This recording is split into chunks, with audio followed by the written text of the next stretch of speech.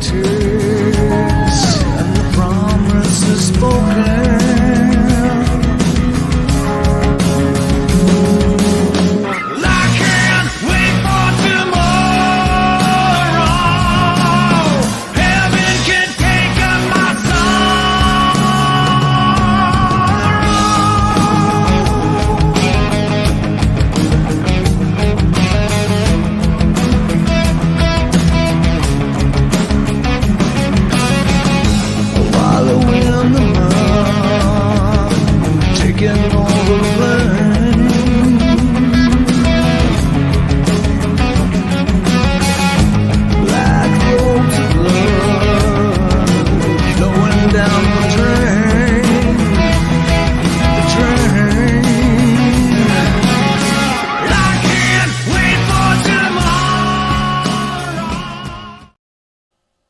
And let's welcome our guests in, Eric and Ryan from that band right there, Corvus Lore.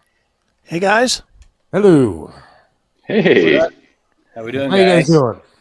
Chris, great to see you again, man. Yeah, man. Good to see you, man. How's things in the Corvus Lore world, man? Looks like the conversation you and I had 6 months or so ago is finally coming to fruition, and you guys are getting ready to release the record. That is true. Yeah, it's been a long time coming, right? I know. Yeah. People, last when you and I spoke, I was like, I don't know when it was going to happen. But, it's coming up on the 8th of July, so we're pretty excited about that. Absolutely. Well, guys, why don't we give people a backstory for people that do not know Corvus Lore? I guess I'll throw it to Eric since Ryan got to talk first. So, Eric, introduce yourself, and more importantly, tell us a little bit about Corvus Lore. Yeah, hey everybody. This is Eric from Corvus Lore, and I have lead guitar duties in the band. And yeah, we're a heavy rock band, straight up. So I know a lot of people like to put, rock music into categories. Are they stoner rock? Are they doom rock? Are they ultra heavy? And I would just say that we are a heavy rock band from the Bay Area. Yeah, I was going to ask about the Bay Area a little bit because you guys are from California. And so you guys invented the word wildfire. And up here today, you can't look out a window because all you're seeing is smoke and shit from like the Canadian wildfires. Does that happen a lot where you guys are at? Yeah, it seems like you can set your calendar to it and light a match and the whole state burns up every year. I mean, I'm not trying to be mean, but literally you open up a window here and we're in Cleveland, Ohio. And all of a sudden, Right. You're getting smoke just billowing in. It's outrageous. I can only imagine what you guys go through. Well, yeah, they say as California goes, so does the rest of the nation, and that means also fires too. So, Yeah, Ryan will tell you that we're told on a weekly basis just to douse our homes with water, just in case. Jeez. Wow. That is nutty, man. Right. Well, hopefully it doesn't burn down before the 8th when the record happens Right. and the record release comes out. See how I did that? I swung it right back. Look at that. See? Well, let's talk about the relationship between you two guys. Obviously in any band or in any rock band, it's always the singer and the guitar player, and I don't care who you pick, Aerosmith, whoever. That's always the place that people start. I'm always curious how people from different worlds come together and figure out that they have creative chemistry. And the reason I'm asking that is because creativity seems to be such an individual thing. I write books, and I cannot imagine writing a book and saying, okay, well, here's the chapter I wrote. Now you finish it or you make it better.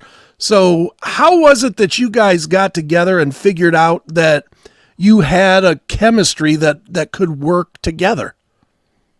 yeah, that's a great question.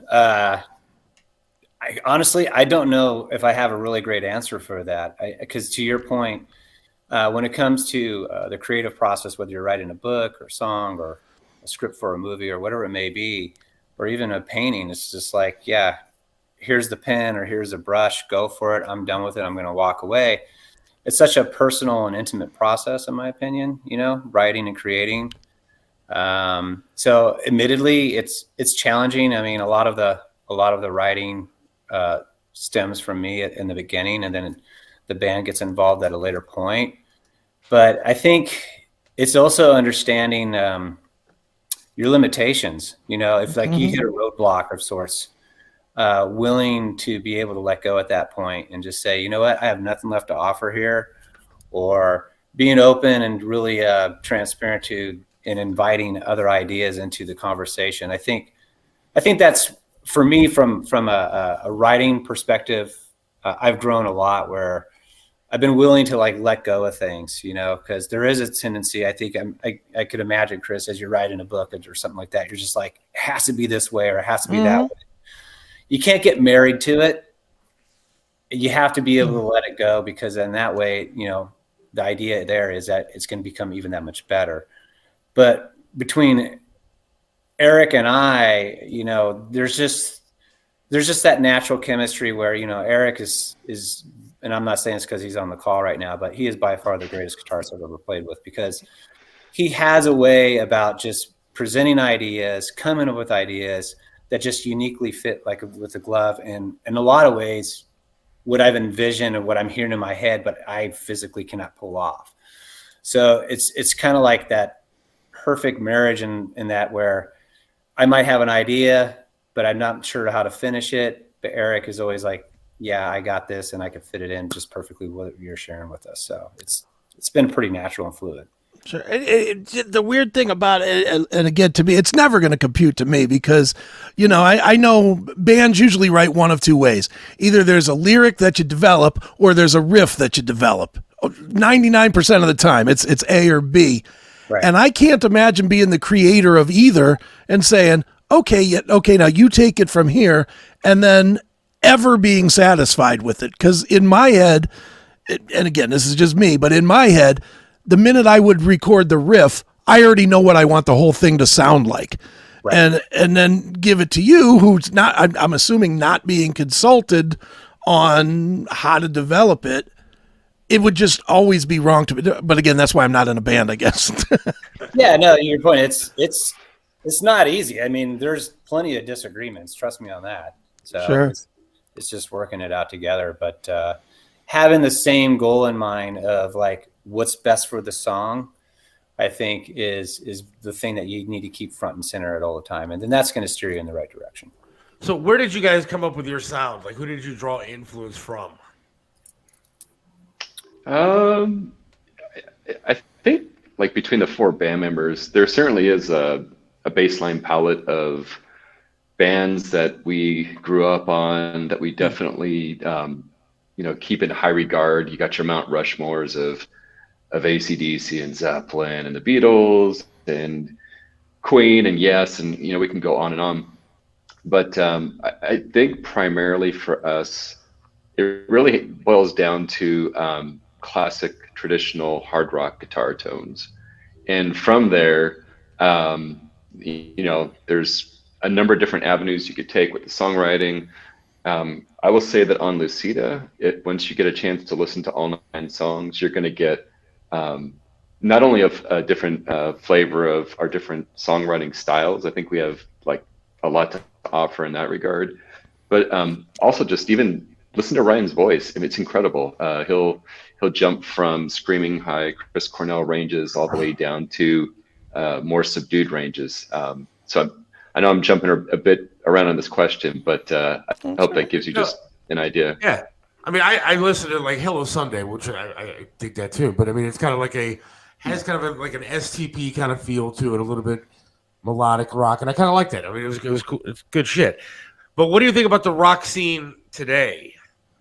You guys, are into it, but what do you think about the rock scene today? Because I think like here in Cleveland, the home of rock and roll, it seems to be struggling a little bit. I don't know what it's like where you're at. There's a lot of emerging bands coming out, specifically like in the Bay Area. There's a lot of great bands, and in my opinion, because of that, I'm feeling pretty optimistic about rock. Because it's funny, the conversation always revolves around like, is rock dead or where's it going? And honestly, I mean, can we just stop having that stupid conversation? Rock is not dead. It's never going to die. It's always going to be around. And to me, it's always going to be a staple, no matter where you're at. Somebody is going to relate to it and want to hear it. But in the Bay Area, there's a lot of great bands, some that have been around for a while that are just now getting heard, like Devil in California, who's also on the Valley Fire record label. Right. State Line Empire, Deadly Vices. There's a lot of great bands that are happening that gives me a lot of promise, and I'm excited for the rest of the world to hear. I don't necessarily disagree with you when you say the rock isn't dead, and it's a stupid conversation, maybe. But at the same time, when you watch the Grammys, you watch stupid MTV awards and crap like that. It may be commercially dead, but it's not. It's way commercially dead, and that's what I'm trying to say. They put a rock category up there with a band that sounds like Taylor Swift, and so I want to see the emergence of rock nationwide as far as commercial radio, as far as it's great that there's great bands playing local clubs, but I want to see bands touring the country big again. And they need to get their attention. It's not the trendy thing. To your point, it's going to be all the top things that whatever labels don't have the influence like they did as they used to. But I mean, social media is driving everything in the direction that it wants to. And yeah, I think, is it on trend right now? No. Everybody's going for all that other jazz out there that we know what it is, but. I think everything, it comes full circle. I think it all comes back, it really does in the end. So again, I'm pretty optimistic about it. And just, if we continue to be true to ourselves in the music, then I think good things all come out of it. See, I'm going to argue the other way. I hope it stays in the underground. I know that doesn't help you guys any, but I will tell you this. Everybody forgets. I mean, it's great that you can name off the biggest bands in the world: AC/DC, Guns N' Roses, Aerosmith. Right. Yeah, that's great that you can name all those bands off. And for every one of those, I can tell you 10 bands that just sucked. And I'll tell you now, when I get a record, or just a straight up rock record, 99% of the time it is good, because the hunger is there again. It's like nobody's getting fat and rich recording anymore. Everybody knows that every record has to be that first record or else they're dead. And to me, I seem to think, or at least I hear a lot more hunger and a lot more drive to write better songs than I've heard in the last 30 years. Yeah, I would totally agree with that. I think, to your point, no one's getting rich and fat and sassy off it at all, right? And the only reason why they're doing it is because they're passionate about it. They care for it. And with that, obviously, comes better writing and better music and everything that goes along with that. So, yeah, you're in it just because it's something that's part of you and who you are. And, to your point, then I believe that lends itself to better writing and music, I guess is my point. So, yeah, spot on. Right on. Yeah, let's be honest, too. Like, if you turn on the top 40 today, if we're talking about things that are trending, 90% of the time, it's a ridiculous Apple drum loop of some sorts with auto-tune and just zero creativity. So to your point, when you do get something that cuts through, or just a straight up kick-ass rock album, you just want to embrace it and keep it. Yeah, and we're in a weird time too, where I think everybody's kind of in that mode between not sure if they need the old machine or not. Because, there's still always that thought about, well, we got to get the music done, then we got to get signed, then we got to get tour support, then we got to get, blah, blah, blah, all the things that come with that. At the same time, you can look right out, and I always point to this one band because they are my picture of how to do it today. Point to Dirty Honey. No record company, still don't have a record company, just did it with great management and great tunes. And they've been out there. They toured with Slash. They toured with the Black Crowes. They're playing stadiums. They're opening, I think, for Guns N' Roses on this current run. I mean, and that's without a label. They're the first ones in the rock world that I see that have kind of transitioned over to the newer way of doing things. Yes? Mm-hmm. Yeah, no, I totally agree. And I actually think, Eric, weren't you referencing Dirty Honey earlier today, I think, it's something? I mean, they're just doing their branding and just bringing awareness to their band. I mean, obviously the music is great as well, but I mean, that's a prime example of a band actually just foregoing the traditional methods and just doing it on their own and relying on their own devices to make it happen. So, yeah, 100%. Yeah. Like, they're probably got a great promotions agency and band management, and but they're killing it on social media. Like, their video shorts are funny. They're just they really are showing you the personality behind the band, and the songs are great. Right. Now, do you guys like this whole streaming and social media stuff, or gone is the day of the CD?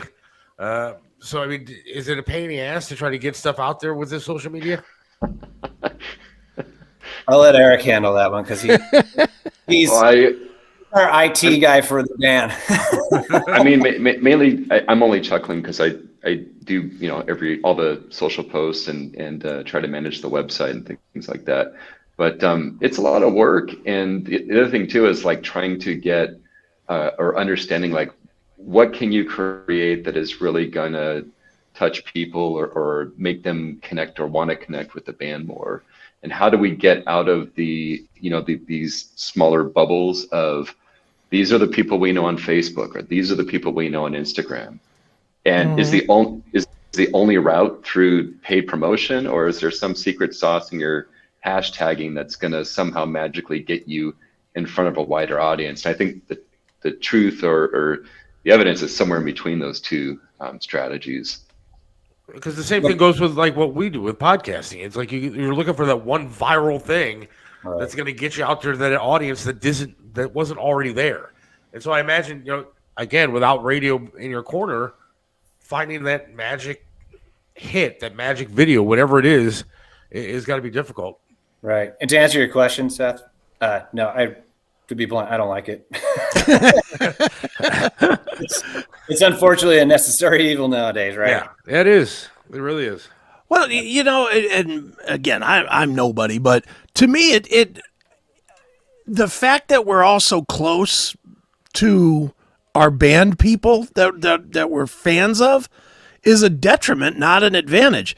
And that's from a kid that used to stand outside and wait for hours by the bus so that I could get a handshake, but now that we can send a text or a DM or something to so-and-so of band X, and if they don't like what you say, they hit you back with, well, fuck you, then it's like, oh, my whole world's blown up because my band, and now I hate that band. And it's like the social media has just taken away. There was something cool about the lure of a rock star being bigger than me. And that's gone now.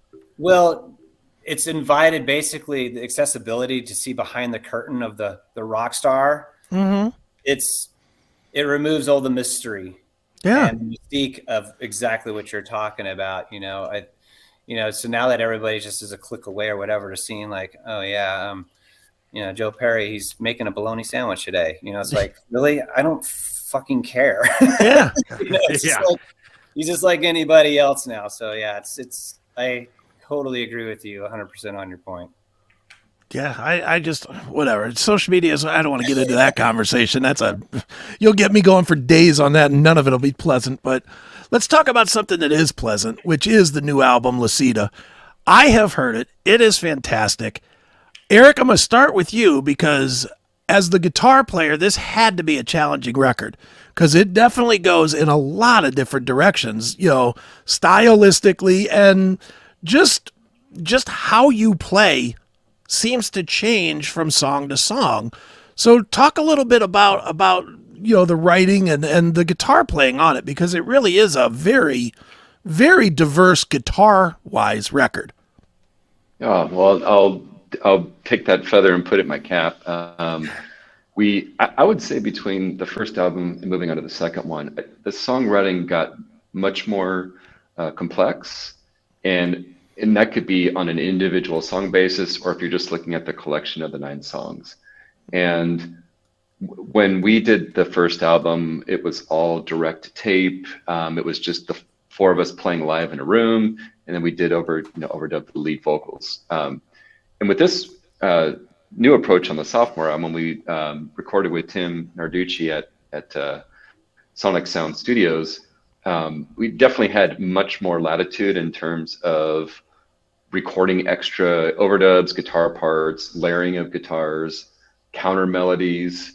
And really that's what I try to do in terms of like, how can I complement the songwriting, is really just thinking of where is Ryan on the guitar and what can I do that's different, that augments the song, maybe adds another dimension, maybe a counter melody to the vocals.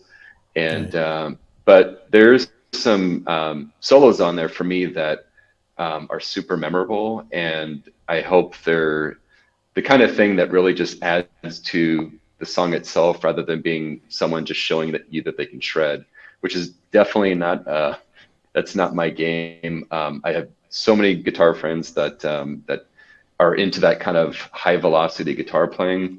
Sure. And my approach is definitely more trying to write solos that are more short, concise, and have melodic content. Right on. Was Tim? Does Tim act more or less as like a fifth ear, more or less, in the studio, because he obviously has had significant time as both a singer and a guitar player, where he might hear things from either side of you guys' work that you don't hear because you guys only hear, your part. Oh, hell yeah. I mean, Tim Tim definitely he Go for it. he definitely gave direct input even on certain song structure pieces. So like, maybe this chorus ends, on the fourth time around instead of the third time around, or maybe try this drum beat. And Ryan, you probably have even more examples on recording lead vocals with Tim. Well, I was gonna comment that I think Tim feels like he is the ear.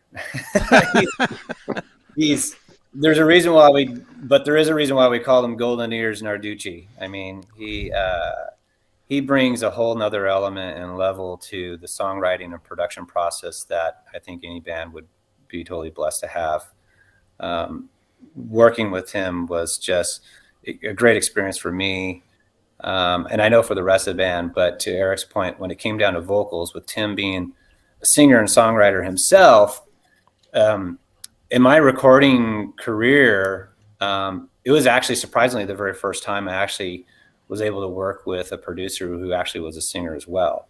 Okay. And because of that, Tim just really knew how to, I guess, push certain buttons or get certain things out of me that previously, I was either just left my own devices and just figure out on my own, or it just didn't happen at all.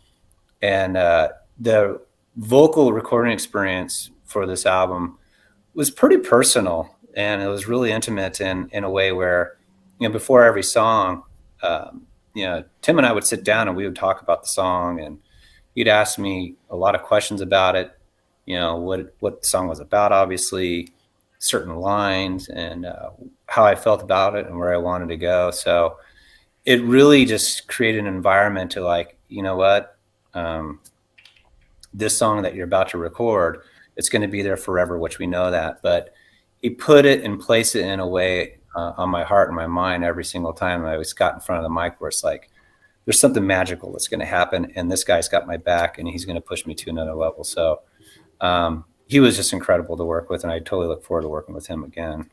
How long does it take you to write a song? I mean, do you pump these out in a couple hours, or what are you doing?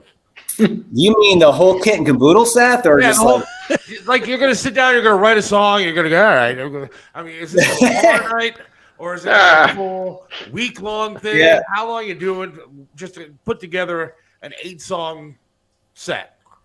Well, it's like building a house, as I always like to describe. So it doesn't happen overnight. Some songs, I have literally written songs where they weren't changed in any way, shape, or form.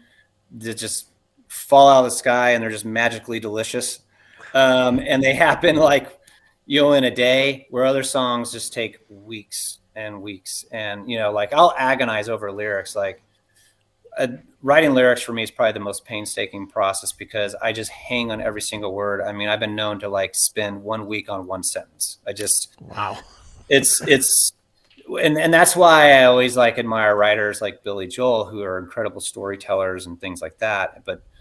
And for me, each song comes from an intimate, personal place. And so it's like I'm putting something down on paper that I'm going to share with the world and reveal about myself. And, I'm going to be a little guarded about that, but I want to share it. But I also want it to be done in a way to where people could, ingest it in a way that means something to them. So, But I don't know, Eric, what are your thoughts on that question? Because I know, you guys are handling all different elements than what I typically am dealing with when it comes to the melodies and lyrics. Yeah, I just to put a tag on that, I would say that between myself and our bass player Mike Canetto, who is just a monster bass player, his music theory is it's pretty insane. Like he's comes from the Paul McCartney school of bass playing, so he's super melodic, knows the fretboard very well, knows how to complement a guitar line. I would say that if between he and myself can't solve for a song or figure it out like within a few days, sometimes we'll just put things on the back burner and we'll revisit it another time. We finished Lucida about over 2 years ago, but we're already working on the next album. I think we've already got like 3 or 4 songs that are in really good shape, and we just continue writing. Right. Very good. Well, guys, real quick before we wrap this one up, I would be remiss if I didn't ask you how you convinced your drummer to sync his drums on "Blind and Broken" in the video, and you guys, and you as well, Eric, with the guitar. Oh, sync. I thought you meant like time sync. You mean no, sync like in the water sink. Well, I would just say that the instruments used for underwater scenes were not prized possessions. I'll just put it that way. Okay. Although it did take a lot to convince Joe to get in the water himself too. He did not want to do it. Really? Yeah. Yeah, a lot of those scenes were shot in the deep end of a pool, so you needed to have the ability to tread water in between shots, get a gulp of air, submerge yourself. Hopefully, our director Mike Sloat had enough time to kind of capture enough of your performance to then move on to the next player. But yeah, it was pretty incredible. What was funny, Chris, was that the script was written out months before the shoot, right? And then Joe never said anything, and then literally like a day or two before the shoot, he's like, "Yeah, I don't know about this water stuff," and he says, "I could barely hold my breath above ground, let alone underwater." I'm like, okay, you're bringing this up now? Like, great. That's another question though. What's the payoff for videos anymore with no MTV? I think now it's Vivo or whatever crap that they try to push out there for videos. But I mean, what's the payoff compared to the expense, the time, the effort to put into a video, and what do you guys get out of it? Does it really work like it used to? I'd say the payoff is giving the outside audience not only a glimpse into the meaning of a song, but also what is the band about? Like, what do they mean? What are they trying to convey? Unless you're a band that's out there touring the country, how else are you going to get a flavor of what the band is about unless you try to produce something in the form of singles, in the form of video production? What do you think, Ryan? Yeah, I totally agree. And I also think it's if you're looking for like the ROI, right? It helps with actually putting the band at a level where people are going to take you a little bit more seriously in a lot of ways. I mean, it's very difficult, to be quite honest, as an original rock artist band, just, trying to make their way in the world for venues and whatnot, to try to like, oh yeah, we'll take these guys on, or how many followers do you have or whatever. And if there's nothing that they could actually point to visually that kind of makes them go, oh, okay, these guys are legit, they're really serious, then you might get overlooked. So I think it does create opportunities gig-wise if you have some really strong video content out there. Cool. Where can people get your music? All the usual stuff, right, Eric? That's right. Apple Music, Spotify, Pandora, iHeartRadio. We have all the links on our website. So if you just go to corvuslore.com, you can hit all our streams. Cool. I'm going to go to corvuslore.com just so I can appreciate all the work, Eric, that you have put into the social media and everything else. Because I know it's tough, and so I'm going to go there and appreciate it. So that's cool. corvuslore.com. Right. Awesome. Thank you. That's awesome. All right, fellas. Well, what we'll do is we'll wrap this one up with the we'll play a little bit more of the video for Blind and Broken to wrap it up. And one more time, the album Lucida is out July the 8th, I believe. And go and get it. Make sure you buy it, people. Don't just stream it. You know, I know we could say go to Spotify and listen, but I'd never say that. Go buy it. Buy it. And as a friend of Narducci, if I didn't say that, he'd probably come over here and kill me. So go buy it. Go buy it. Go buy it. And guys, as always, man, it's great talking to you guys. I hope the record does well, and good luck, man. Thank you for having us. Thank Great you, guys. to be on the show again. What a Thank you. And pleasure. nice to meet you, Thanks. Seth. Appreciate All right, it. Thank you, guys. See ya. All right. See ya.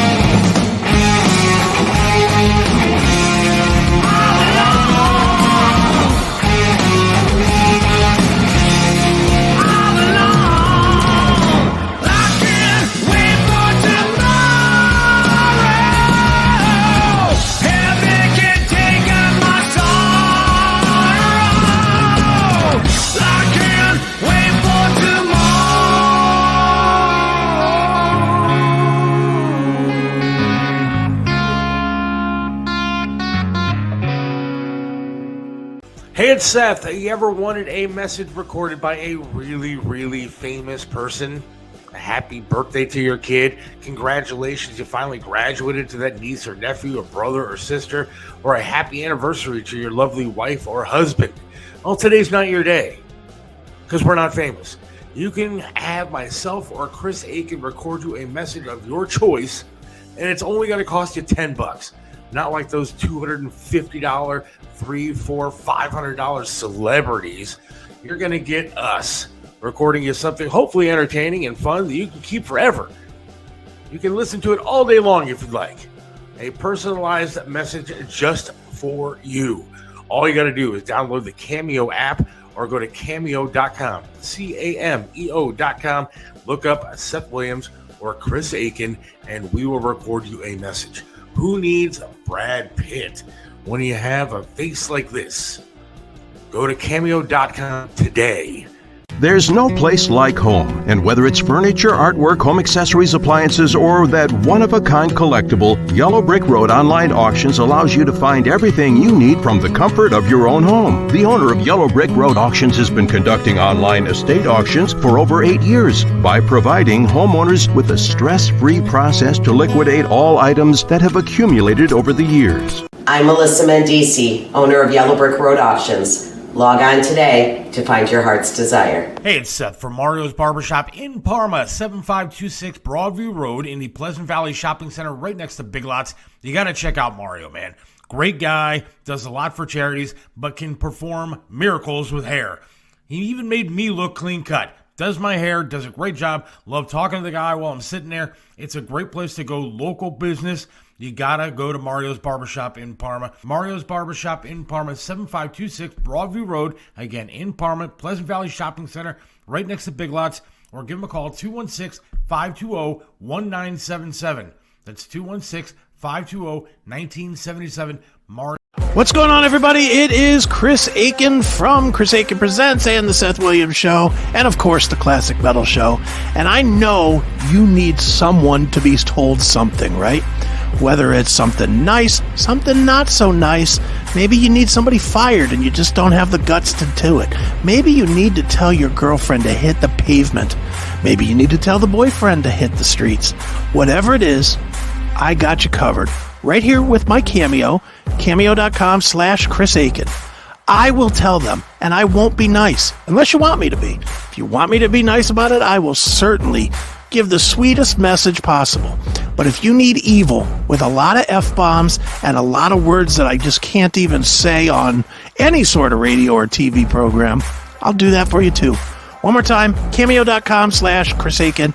Buy a Cameo from me, and I will tell them like it is, the way you want them told. All right, see ya!